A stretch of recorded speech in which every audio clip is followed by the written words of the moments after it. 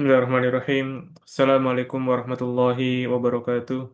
Alhamdulillahirabbil alamin wa bihi nasta'in wa ala umuri dunya waddin wassalatu wassalamu ala asyrafil anbiya'i wal mursalin nabiyyina wa rasulina Muhammadin wa ala alihi wa ashabihi ajmain wa ala man tabi'ahum bi ihsanin ila yaumiddin wa alaina ma'ahum wa fihim bi rahmatika ya arhamar rahimin. Rabbi shrah li sadri wa yassir li amri wahlul 'uqdatam min lisani yafqahu qawli.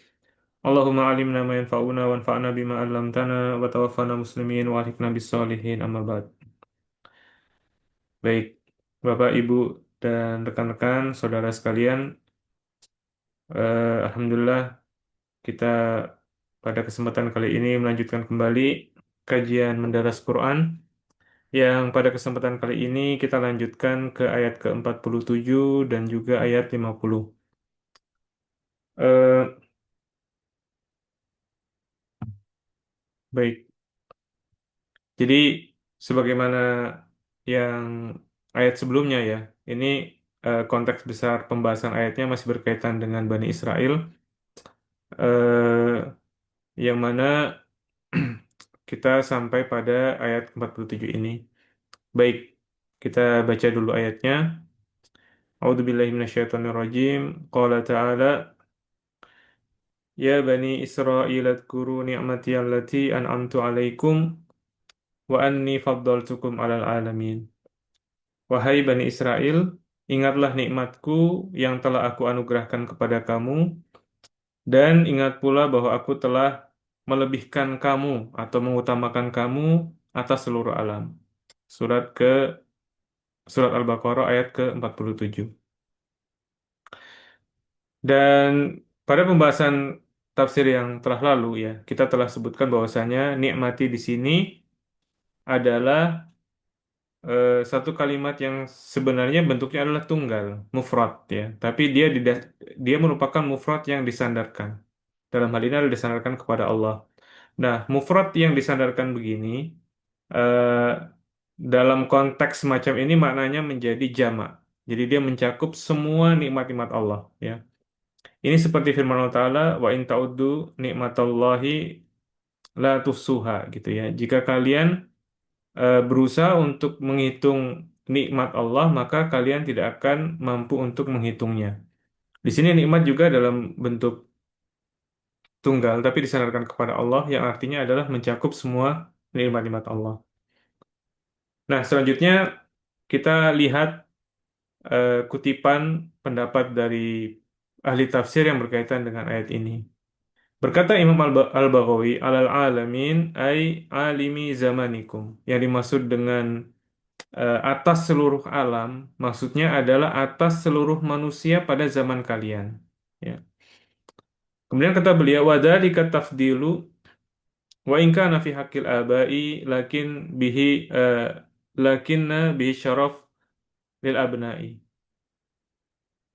Eh, Pengutamaan ini meskipun terjadi pada hak ya dari nenek moyang Bani Israel, dari kalangan terdahulu dari Bani Israel, tetapi tentunya eh, kemuliaan ini kemudian terkena pada keturunan mereka. Ya, jadi memang keturunan dari orang-orang terdahulu kita itu memang biasanya itu dibanggakan oleh generasi setelahnya, dan sampai sekarang itu memang terjadi. Jadi eh, kalau dia itu anak seorang raja misalnya, atau anak seorang bangsawan atau pahlawan misalnya, atau dia punya status sosial yang tinggi, ya biasanya itu dibanggakan oleh anak-anaknya. Jadi itu merupakan bukan hanya kemuliaannya itu terbatas pada eh, generasi yang terdahulu, tapi juga itu akan dibanggakan juga atau menjadi kemuliaan juga bagi generasi yang datang setelahnya. Jadi kata al-alamin ini sebenarnya kalau dilihat dari redaksinya ini redaksi yang sifatnya general ya. Jadi dia mencakup semua manusia. Ya, bahkan sebagian terjemahan itu menyebutkan sebagaimana yang dikutip di sini eh, mencakup seluruh alam ya. Yang alam ini yang dimaksud adalah manusia gitu ya, mencakup seluruh manusia. Dan di sini menurut Al-Baghawi maksudnya adalah eh, manusia pada generasi terdahulu, ya. Generasi Bani Israel terdahulu. Begitu pula yang dikatakan oleh Al-Hafidz Ibnu Katsir. Beliau menukilkan dari Abul Aliyah bahwasanya orang-orang generasi terdahulu itu diberikan keutamaan oleh Allah, ya. Bima utu minal mulki war rusuli wal kutub, ya. Mereka itu diberikan kerajaan, diberikan para rasul dan juga diberikan kitab-kitab. Ala alami mangkana fi dzalika zaman. Diberikan kepada manusia keutamaan itu di atas seluruh manusia pada zaman tersebut. Fa inna likulli zamanin alamannya. Pada setiap zaman itu ada manusia-manusianya. Kemudian kata Ibnu Katsir, wa yajibu alhamlu ala hadza. Wajib untuk dibawa kepada pemaknaan ini. Artinya tidak dimanai seluruh alam itu secara mutlak begitu ya, secara general begitu. Tapi yang dimaksud adalah dalam lingkup yang lebih spesifik, yaitu manusia pada zaman dahulu. Kenapa demikian? Karena kata Ibnu Katsir, li'anna hadhil ummah afdalu minhum. Kenapa demikian? Karena umat ini, yaitu umat Nabi Muhammad SAW, itu lebih utama dibandingkan Bani Israel. Kenapa? Karena Allah Ta'ala berfirman dalam surat Al-Imran ayat 110, kuntum khaira ummatin ukhrijat linnasi ta'muruna bil ma'rufi wa tanhauna 'anil munkar wa tu'minuna billah walau amana ahlul kitabi lakana khairal lahum. Kalian kalian di sini khitobnya atau mitra bicaranya adalah dituju kepada umat ini, yaitu kepada utamanya adalah kepada para sahabat Nabi SAW. Kalian itu adalah sebaik-baik umat yang dikeluarkan untuk manusia. Yang mana di antara sifat kalian yang membuat kalian mulia itu adalah kalian memerintahkan yang ma'ruf dan juga mencegah dari yang mungkar dan kalian beriman kepada Allah. Sekiranya, lanjutan ayatnya adalah sekiranya kalangan ahli kitab itu beriman, niscaya tentu baik bagi mereka. Ya, jadi ayat ini menegaskan bahwasanya sebaik-baik umat itu adalah umatnya Nabi Muhammad SAW. Ini adalah satu pandangan, ya. Imam Al-Qurtubi dalam tafsirnya menukilkan pandangan yang lain, ya, bahwasanya memang bisa saja dimaknai secara lebih luas, ya, bahwa Bani Israel itu diberi keutamaan di atas seluruh manusia. Bagaimana demikian? Kata Imam Al-Qurtubi, wakila, ada pendapat yang mengatakan ala kulil alamin. Yang maksudnya adalah ya sesuai dengan redaksinya. Diutamakan di atas seluruh manusia lintas zaman. Tetapi pengutamaan ini dalam konteks yang lebih spesifik, ya. Kata beliau, bima ju'ila fihim minal anbiya'i. Kenapa? Karena di kalangan Bani Israel ini terdapat para nabi-nabi. Yang mana para nabi-nabi itu ya memang banyak di kalangan mereka gitu ya. Eh, Tidak pada kalangan yang lain.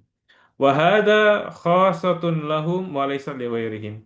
Ini adalah kekhasan mereka, ini adalah keistimewaan mereka yang mana keistimewaan ini tidak terdapat pada selain mereka. Jadi eh, seluruh manusianya general cuma dalam satu konteks yang lebih spesifik. Adapun kalau secara apa namanya? Jadi intinya adalah tidak ada sebenarnya kita masih bisa menempatkan dua penafsiran ini pada tempatnya masing-masing, ya. Kalau dikatakan Bani Israel itu diberi keutamaan terhadap seluruh manusia itu memungkinkan dari segi konteks bahwasanya di kalangan mereka lah paling banyak terdapat para nabi. Dalam konteks itu iya, karena memang ya tidak ada selain dari kalangan Bani Israel yang memiliki keistimewaan tersebut. Tetapi kalau secara pengutamaan umat secara kondisi umatnya secara keseluruhan, maka sebagaimana disebutkan oleh Al-Hafidz Ibnu Katsir tadi bahwasanya umat Nabi Muhammad SAW itu lebih utama dibandingkan umat-umat lainnya. Baik, kita lanjutkan ke ayat selanjutnya.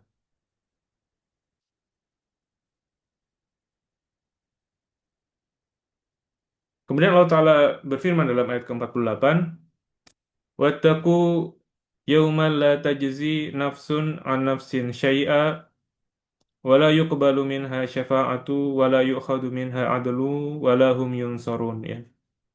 Dan jagalah diri kamu dari suatu hari di mana seorang itu tidak dapat membela orang lain, walau sedikit pun, dan tidak pula diterima syafaat dan tebusan darinya, dan tidaklah mereka akan ditolong. Ya. Kita lihat selanjutnya bagaimana ucapan dari para mufassirin, dari para ahli tafsir. Di sini Imam Al-Baghawi menjelaskan bahwasanya wala yuqbalu minha syafa'atun ya. Eh, Beliau menukil bahwasanya Ibnu Katsir di sini bukan ahli tafsir yang biasa dinukil pendapatnya tentang tafsir ya, tapi ini adalah seorang imam ahli qiraah ya, salah satu imam ahli qiraah yang generasinya lebih dahulu dibandingkan imam ahli tafsir yang populer dengan kitab tafsirnya. Eh, Ibnu Katsir ini membaca dengan tak taknis ya. Jadi kalau kita belajar bahasa Arab, bahasa Arab, kata-kata dalam bahasa Arab itu memiliki gender ya. Kata syafa'ah itu gendernya adalah mu'annas, perempuan. Padanannya itu harusnya fiilnya juga mu'annas juga. Jadi bukan wala yuqbalu tapi wala tuqbalu kalau kalau dijadikan mu'annas. Karena yuqbalu itu gendernya adalah untuk pria, mudzakkar ya. Nah, di sini wala yuqbalu tadi dibacakan wala yuqbalu itu gendernya mudzakkar, tetapi isimnya itu mu'annas, syafa'ah. Ya. Ini ada terjadi perbedaan gender. Biasanya gendernya itu serasi. Kalau di sini mudzakkar, maka di sini mudzakkar juga gendernya pria sama pria. Atau kalau di sini mu'annas, maka di sininya juga mu'annas juga. Tapi di sini ada terjadi perbedaan gender. Nah, Imam Ibnu Katsir itu bacaannya adalah wala tuqbalu ya. Gendernya perempuan karena mengikuti syafa'ah. Tetapi para imam ahli qiraat lainnya membaca dengan ya, artinya untuk gender yang mudzakkar. Kenapa demikian kata beliau? Li'anna syaf li'anna syaf'a wa syafa'ah bima'na wahid ya. Karena kata syafa ini gendernya adalah mudzakkar atau pria atau laki-laki ya. Dan syafa'ah yang mana syafa'ah ini gendernya adalah mu'annas atau wanita, itu sebenarnya maknanya satu. Ya. Makanya kata beliau, fatadzkiru alal makna wa ta'nitsu alal lafzi. Kalau dibaca eh, gendernya pria wala yuqbalu itu karena merujuk pada maknanya. Maknanya adalah asyaf'u ya, sama dengan syafaat. Tapi kalau dibaca wala tuqbalu karena itu merujuk pada redaksinya. Jadi ada yang merujuk pada maknanya, ada yang merujuk pada redaksinya. Ini mungkin bagi yang tidak mengerti bahasa Arab akan kesulitan memahami ya. Tapi ini sebenarnya satu penjelasan yang penting yang kalau ini kita bisa pahami, insya Allah akan memudahkan kita untuk memahami ayat-ayat lain yang senada dengan ini. Yang sebagian contohnya itu disebutkan oleh Imam Al-Baghawi. Ya. Kemudian kata beliau juga ya, wala yu'khadhu minha adlu. Dan juga tidak diambil atau tidak eh, diterima dari mereka itu adil. Yang dimaksud dengan adil di sini adalah fida, ya, fida, tebusan. Kenapa tebusan itu disebut dengan adil? Jadi adil ini kalau dalam bahasa Arab maknanya adalah misal. Misal itu adalah semisal atau setara. Ya. Kenapa kemudian dari kata setara menjadi kata tebusan? Karena yang namanya tebusan itu dianggap setara dengan apa yang ditebus. Jadi begitu ya. Jadi makanya kalau dalam terjemah tafsir Al-Quran itu langsung disebut dengan tebusan karena memang itulah yang disebut dengan ya, itulah yang dijelaskan oleh para ahli tafsir ya. Kemudian kata beliau wala hum yunsorun dan tidak pula mereka itu ditolong. Maksudnya bagaimana kata beliau wala hum yunsorun ai yumnauna min adabillah. Tidaklah mereka ditolong maksudnya tidaklah mereka itu ditolak ya atau dicegah dari azab Allah ya. Eh, jadi ini merupakan satu bentuk ancaman kepada Bani Israel setelah mereka diingatkan terhadap nikmat. Ya. Jadi suatu nikmat itu ketika tidak dimanfaatkan dengan baik, maka potensi ancamannya juga akan semakin besar. Ya. Kenapa? Karena ya tadi nikmat itu harusnya disyukuri. Disyukuri itu berarti digunakan untuk jalan-jalan kebaikan. Ketika banyak nikmat yang mereka terima, tetapi justru tidak disyukuri, tidak digunakan untuk jalan-jalan kebaikan, tentunya nikmat yang semakin banyak itu mengkonsekuensikan tanggung jawab yang semakin besar. Ketika semakin banyak tanggung jawab, semakin besar tanggung jawab tersebut yang tidak tertunaikan, maka dosanya juga tentunya akan semakin besar sehingga azabnya juga akan semakin semakin besar. Ini kalau kita lihat secara konsekuensinya.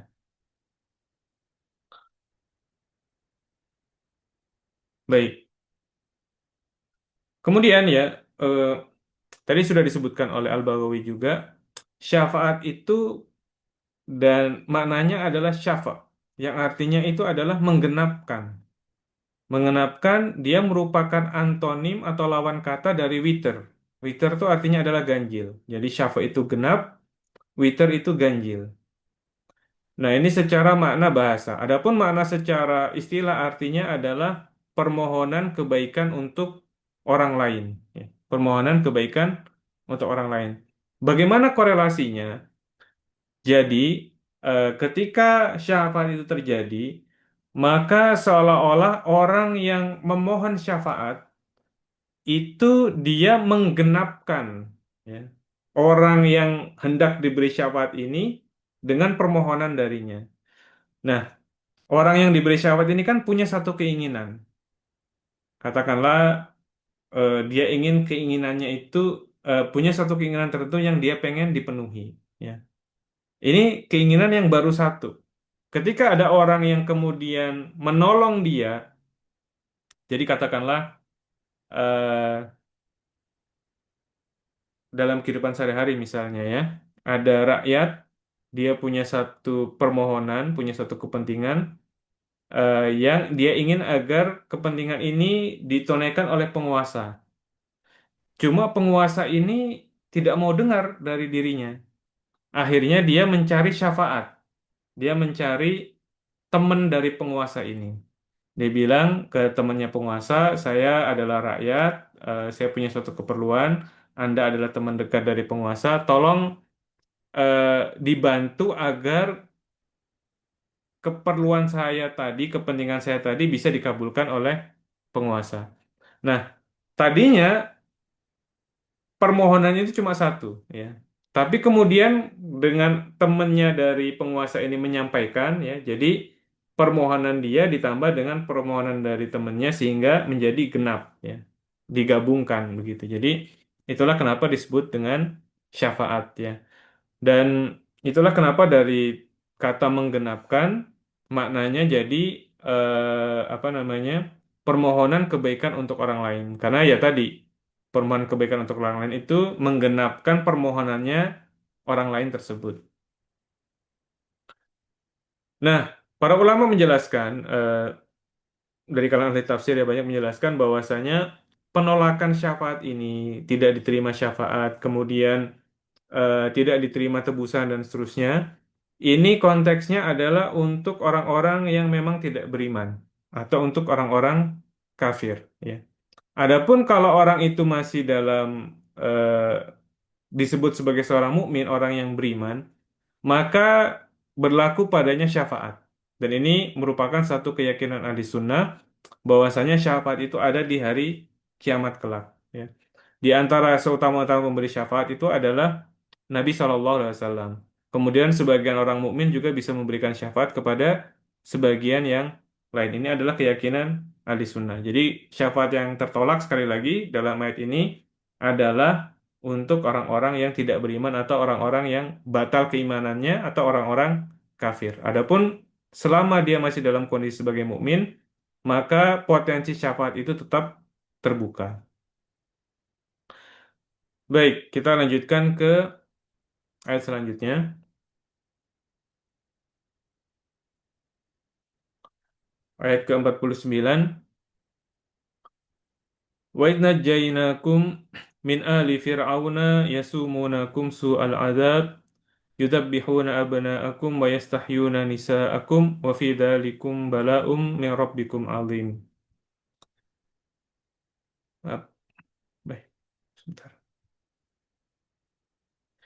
Dan ingatlah ketika kami menyelamatkan kamu dari pengikut-pengikut Fir'aun. Mereka menimpakan kepada kamu siksaan yang seberat-beratnya. Mereka menyembelih anak-anak kamu yang laki-laki dan membiarkan hidup anak-anak kamu yang perempuan. Dan pada yang demikian itu terdapat cobaan yang besar dari Tuhan kamu. Ya.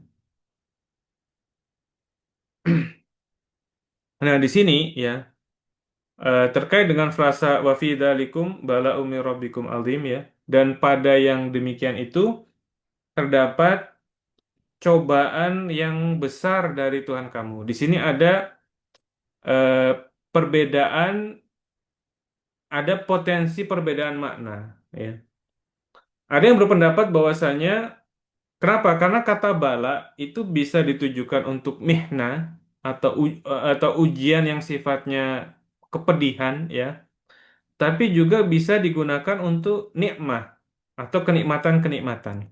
Jadi kata bala ini sebenarnya kata yang memiliki lebih dari satu makna dan dia bisa memiliki makna yang ambigu. Artinya bisa diartikan sebagai ujian yang penuh dengan kepedihan atau bisa juga diartikan sebagai kenikmatan. Dan ini yang sebagaimana disebutkan oleh Imam Al-Baghawi. Kata beliau, kila al-bala'u al-mihnah.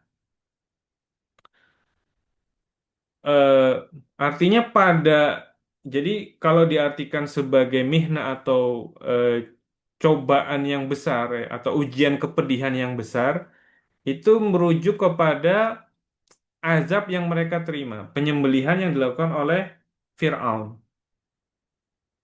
Tapi juga bisa bermakna nikmat, ya. Kalau dia merujuk pada nikmat, maka dia merujuk pada kata yang sebelumnya. Kata yang sebelumnya ayat ini diawali dengan wa'id najjaina, ya. Dan ingatlah ketika kami menyelamatkan. Jadi tergantung nih yang hendak ditekankan yang mana, ya. Dia bisa merujuk pada azabnya, itu berarti azabnya di situ adalah azab yang besar, atau dia merujuk pada peristiwa penyelamatan. Kalau peristiwa penyelamatan, maka peristiwa penyelamatan itu merupakan suatu nikmat yang besar, ya. Jadi ini merupakan salah satu keistimewaan bahasa Arab, ya.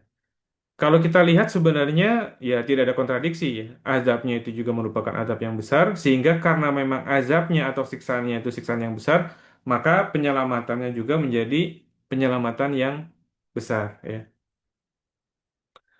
Eh, jadi kalau kata bala, ya, itu di dalam kitab tafsir lainnya itu disebutkan bahwasanya bala itu maknanya adalah ikhtibar, ujian. Dan yang namanya ujian itu bisa dalam bentuk kebaikan-kebaikan dan juga bisa juga ujian itu dalam bentuk kepedihan-kepedihan, ya. Makanya Allah Ta'ala berfirman dalam surat Al-Anbiya, wa nabluwakum bisyarri wal khairi fitnah. Dan kami berikan bala, ya. Bala ini dalam bentuk keburukan-keburukan atau kepedihan-kepedihan dan juga bisa dalam bentuk kebaikan-kebaikan, ya. Sebagai fitnah, sebagai ujian bagi kalian, ya. Tapi kalau kita lihat misalnya dalam tafsirnya Syekh Sa'di, beliau lebih cenderung itu merujuk kepada nikmat, ya. Makanya kata beliau wa fi dzalikum ay fil inja, ya. Dan dalam yang demikian ini maksudnya dalam proses penyelamatan tersebut. Kemudian karena dia mengartikan bahwa dzalikum atau apa dan pada yang demikian itu merujuknya pada proses penyelamatan, maka kata beliau balaun ay ihsanun. Bala di sini maknanya adalah ihsan atau kebaikan-kebaikan. Kemudian di sini disebutkan tentang alu Fir'aun, ya. Min ali Fir'aun. Imam At-Tabari dalam tafsirnya, ini faedah kebahasaan ya, mengatakan bahwasanya asal kata dari alu itu adalah ahlun. Ya.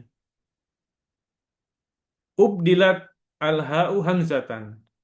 Cuma huruf H-nya itu diganti dengan hamzah. Padanannya seperti kata maun. Aslinya adalah mahun. Ya. Artinya maun itu hamzahnya itu adalah H. Ya. Karena itu kata beliau, faida sohgoruhu, air ini kalau dibikin dalam bentuk pengecilan, ya, maka menjadi muai, ya, muai. Artinya air yang sedikit, air yang kecil. Atau kita juga bisa lihat air ini asal katanya adalah ha, ya kita sebutnya miyah, ya, miyah. Itu di situ kelihatan bahwa ada huruf ha di situ. Itu kalau dalam bahasa Arab yang apa istilahnya Arab pasaran ya itu menjadi moyah ya, moyah. Lagi-lagi ini faedah kebahasaan. Nah, di sini ada kata Allah Ta'ala menggunakan kata wa'id najjainakum. Ya. Najjaina ini ada tasydid. Sebagian ulama mengatakan bahwasanya najjainakum ini mengandung makna superlatif atau makna penyangatan. Artinya proses penyelamatan itu tidak hanya terjadi hanya sekali, tetapi terjadi secara berulang-ulang. Dan ayat setelahnya nanti menyebutkan kata yang berbeda, anjainakum. Anjainakum ini juga sebagian mengartikan maknanya juga makna penyangatan. Kalau najainakum itu penyelamatan yang sifatnya berulang-ulang, kalau anjainakum itu penyelamatan yang sifatnya totalitas. Ya, nanti akan kita bahas pada ayat setelahnya. Eh, nah, Fir'aun ini sebenarnya bukan nama, ya mungkin sebagian kita sudah tahu ya. Fir'aun ini bukan nama. Fir'aun ini adalah gelar untuk penguasa Mesir dari kalangan mereka sendiri, dari kalangan natif. Karena itu ketika Nabi Yusuf berkuasa, dia disebut Malik, ya, dia disebut sebagai raja. Dia tidak disebut sebagai Fir'aun. Kenapa? Karena Nabi Yusuf itu bukan dari kalangan Kipti, bukan dari kalangan bangsa Asir, bangsa asli Mesir. Kemudian para sejarawan menyebutkan bahwasanya eh, Fir'aun, ya, penguasa Mesir yang paling bengis itu yang dikenal dalam sejarah itu adalah disebutkan dia adalah Ramses II, ya, Ramses yang kedua. Di mana Ramses kedua ini dia bermimpi bahwasanya kekuasaannya akan runtuh oleh salah satu anak Bani Israel. Oleh karena kemudian dia memerintahkan untuk membunuh semua anak laki-laki dari Bani Israel. Dan kalau anak yang laki-laki dibunuh, anak perempuan dijadikan sebagai budak dan juga objek pelecehan begitu ya. Dipermalukan, diperbudak.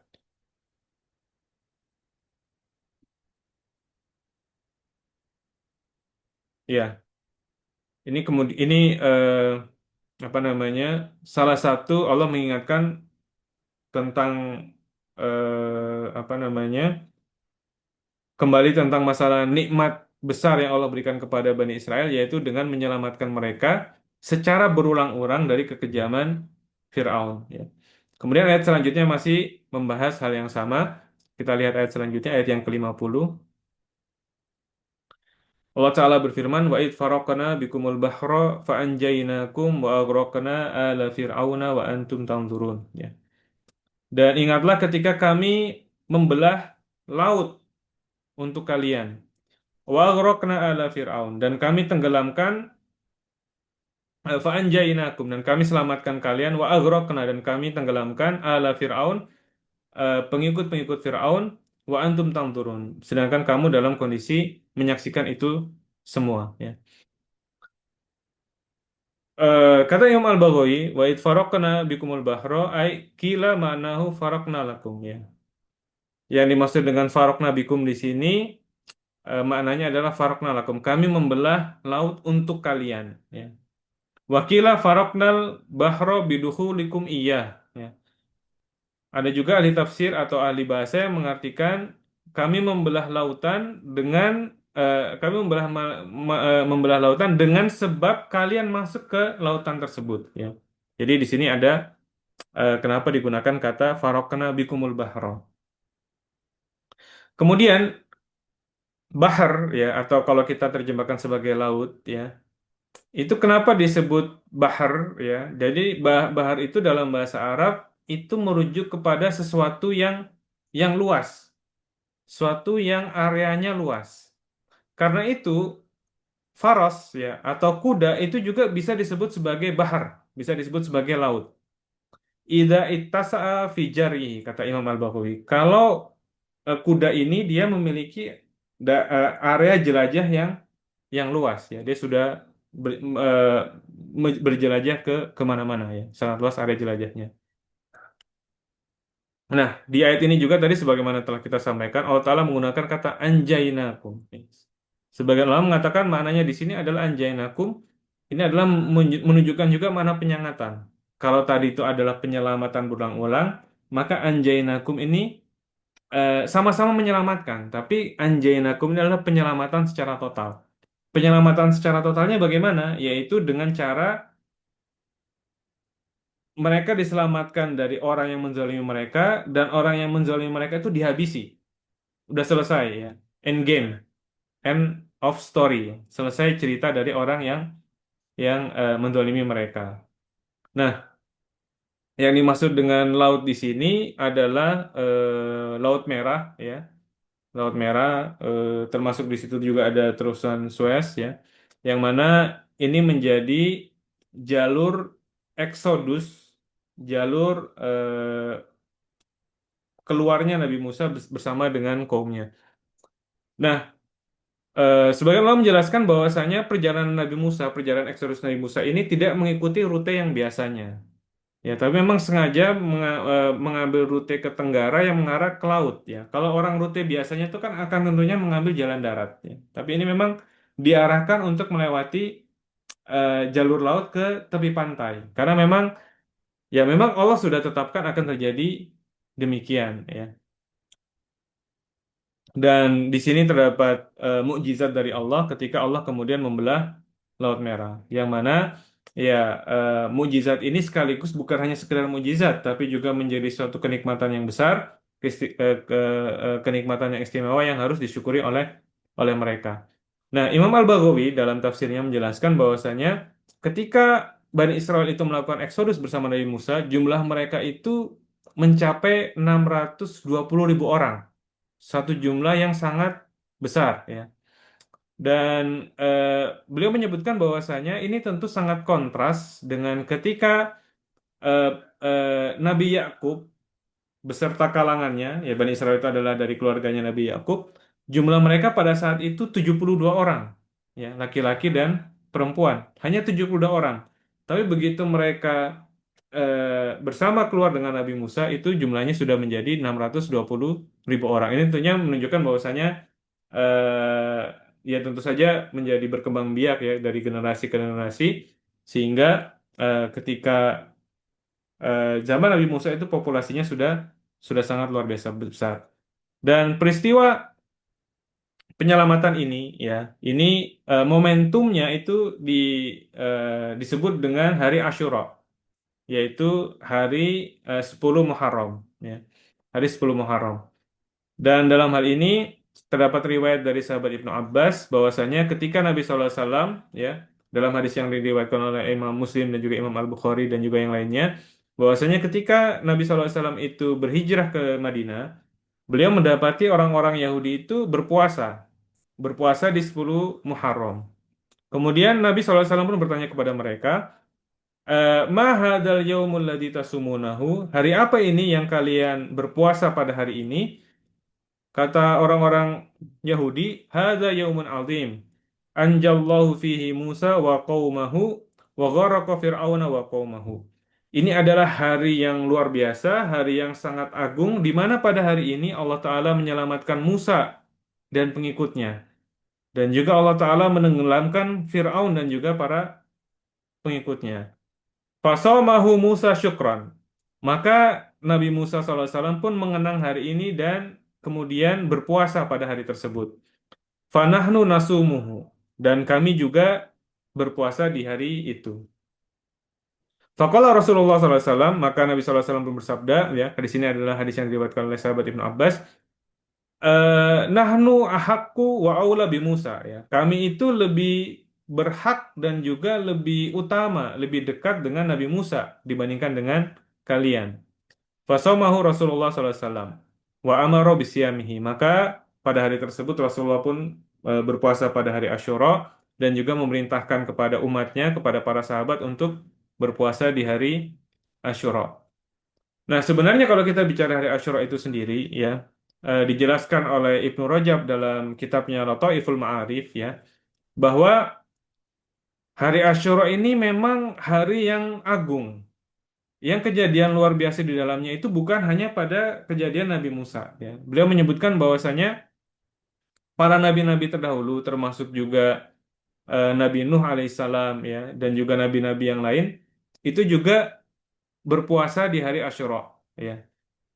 Eh, Di antara peristiwa yang disebutkan oleh Al-Hafidz Ibnu Rajab Al-Hambali dalam kitabnya tadi, ya, itu eh, di hari Asyura ini Allah menerima taubat Nabi Adam. Dan di hari Asyura ini Nabi Adam turun ke dunia, ya. Kemudian Nabi Nuh itu selamat dari banjir besar itu juga di hari Asyura. Ya, jadi hari Asyura ini memang suatu hari yang istimewa yang di dalamnya terdapat berbagai kejadian luar biasa yang dialami oleh para nabi alaihi wassalam, ya. Kemudian terakhir, ya, apa namanya? eh, Di antara faedah hari Asyura, di antara keutamaan hari Asyura itu adalah sebagaimana sabda Nabi SAW, Siamu yaumi Asyura inni ahtasibu 'ala Allahi an yukaffira as-sanata allati qablahu, ya. Puasa pada hari Asyura itu aku berharap kepada Allah agar ia dapat menghapuskan dosa-dosa setahun yang telah lalu. Jadi hari Asyura ini memiliki keutamaan yang sangat luar biasa. Dia menghapuskan dosa setahun yang lalu, ya. Sebagian ulama kemudian menyebutkan bahwasanya ini juga menunjukkan bahwasanya suatu nikmat, ya, itu mengingatnya adalah dengan melakukan ketaatan-ketaatan. Dan salah satu keutamaan ketaatan yang sangat besar itu adalah dalam bentuk puasa, ya. Jadi ini adalah satu faedah dari ayat ini. Baik, Bapak dan Ibu sekalian, eh, kaum muslimin yang semoga kita semua dirahmati oleh Allah. Saya kira demikian kajian pada kali ini, ya. Semoga bisa dipahami dengan baik. Kalau ada yang keliru itu dari saya pribadi, yang benar semata-mata datangnya dari Allah. Kita tutup dengan doa kafaratul majelis. Subhanaka Allahumma wa bihamdika nasyhadu an la ilaha illa anta nastaghfiruka wa natubu ilaik. Assalamualaikum warahmatullahi wabarakatuh.